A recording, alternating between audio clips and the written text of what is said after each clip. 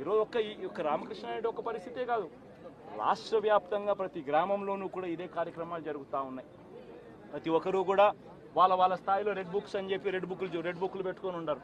చంద్రబాబు నాయుడు స్థాయిలో చంద్రబాబు నాయుడు ఒక red book, Lokesh స్థాయిలో లోకేష్ ఒక రెడ్ బుక్, ఎమ్మెల్యే స్థాయిలో ఎమ్మెల్యే ఒక రెడ్ బుక్, మండల స్థాయిలో మండల నాయకుడు ఒక రెడ్ బుక్, గ్రామ స్థాయిలో గ్రామంలో ఇంకో రెడ్ బుక్, గ్రామ స్థాయిలో ఇంకో నాయకుడు, గ్రామ స్థాయిలో ఇంకో రెడ్ బుక్లలో పెట్టుకొని ఏం చేస్తూ ఉన్నారు?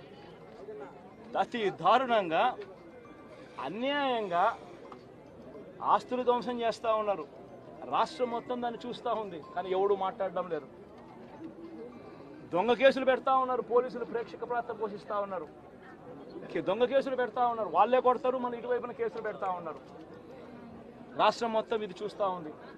చీని చెట్లు నరికేస్తూ ఉన్నారు, ఆస్తులు ధ్వంసం చేస్తూ ఉన్నారు, కనిపిస్తూ ఉంది.